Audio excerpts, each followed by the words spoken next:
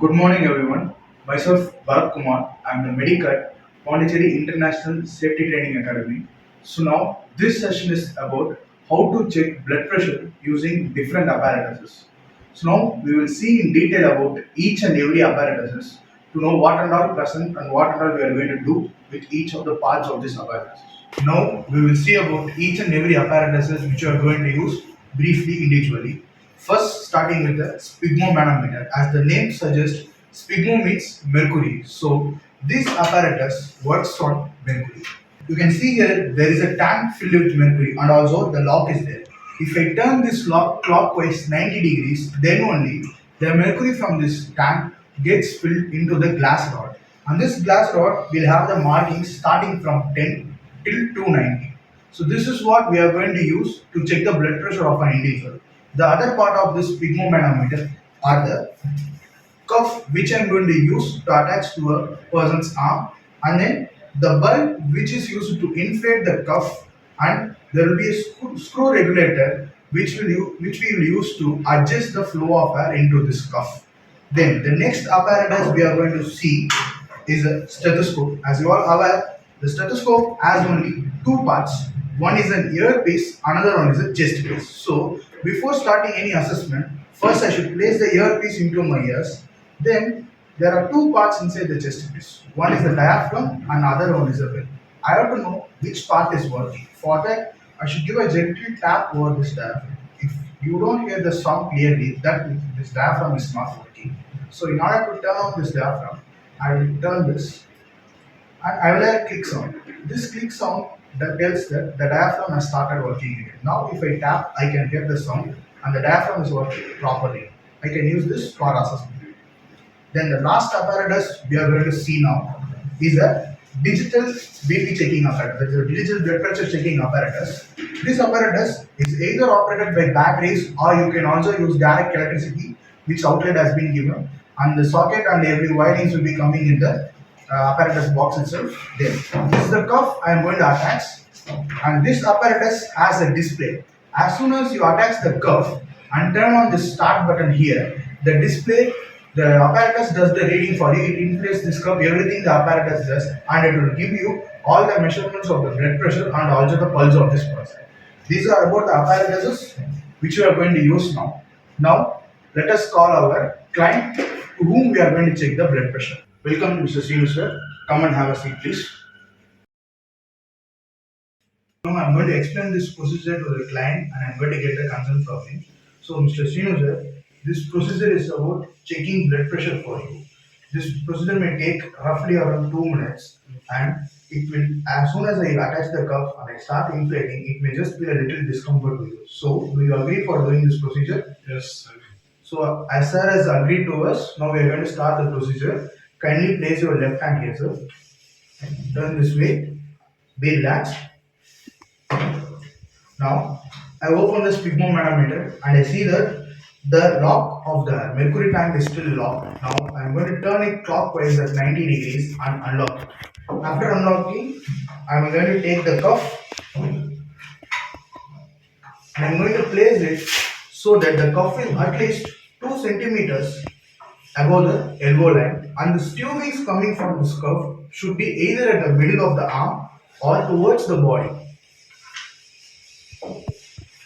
Now, the cuff should not be too tight or too loose. Too tight means it can hurt this person, which may cause pain to this person. If it is too loose, we may not get the correct appropriate blood pressure of this person. After this, we are going to see two methods, which first one is I am going to feel for the pulsation. Then the second method is I am going to hear the pulsation using the stethoscope. So we will see how to do the feeling method, also known as the palpatory method of checking the blood pressure. So first, use your 3 fingers and check the pulsation at the wrist point.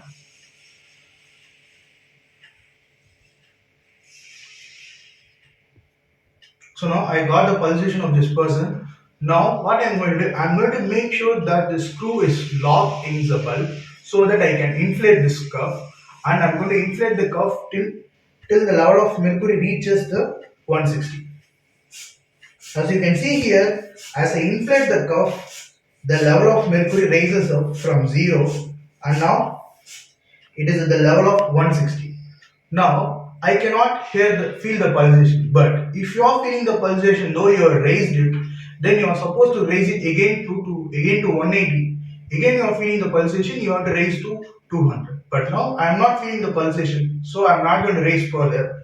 Now what I am going to do, I am going to gradually open the screw so that the air from this cuff gradually releases.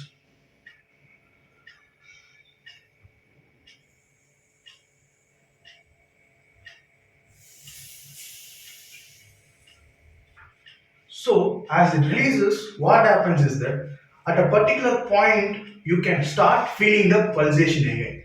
That point is known as the systolic blood pressure of this particular person, which corresponds that the heart is contracting at a pressure of so.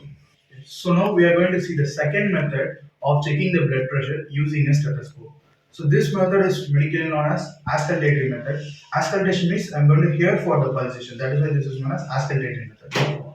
So first I should attach the earpiece of the stethoscope and then check whether the stethoscope is working or not, as I mentioned earlier. Now the diaphragm of the stethoscope is functioning. So I'm going to place the diaphragm of the stethoscope just towards the body of this person below the cuff.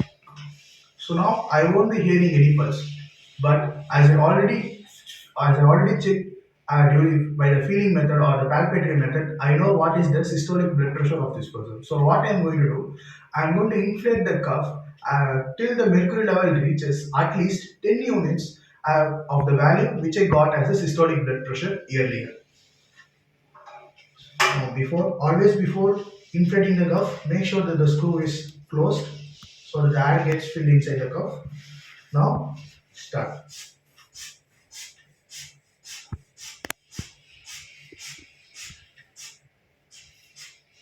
So now I have inflated the cuff 10 units above which I felt the systolic blood pressure of this person earlier. Now again gradually reduce this.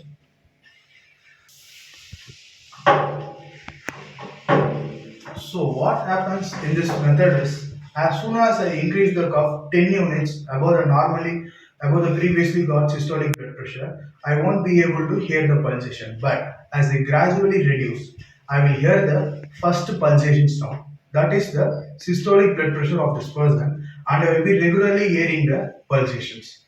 And I should check for the last sound I get, and I should also know the point where I got the last sound. So the first sound I heard corresponds to the systolic blood pressure of this person, and the last sound I heard corresponds to the diastolic blood pressure of this person. So now you have got the value of the blood pressure for this person.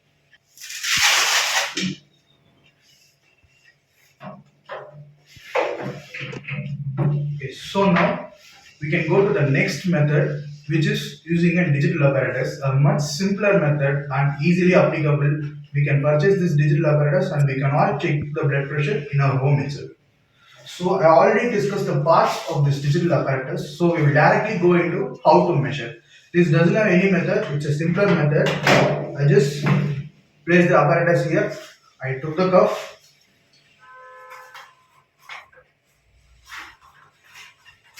just insert the cuff into the arm to which you are going to check the blood pressure. Same like this, two fingers, and the tubing should be at the center or towards the arm.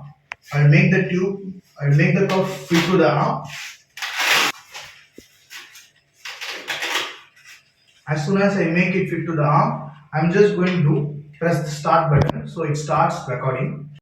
And now this apparatus is recorded and gave digitally what is the systolic, diastolic, and also the pulse of this person. The assessment of the blood pressure and also all other vital signs are a part of the first aid training, which is one of the module of our Boshet course. So I kindly request everyone to like and follow this video and also to subscribe our YouTube channel, which is PISTA Offshore. Then I also request you to follow our Facebook and LinkedIn pages. And if you want to book our courses, kindly visit our website. The link of all this Facebook, LinkedIn pages, and also our website link will be uploaded in the description. Thank you all for your kind time.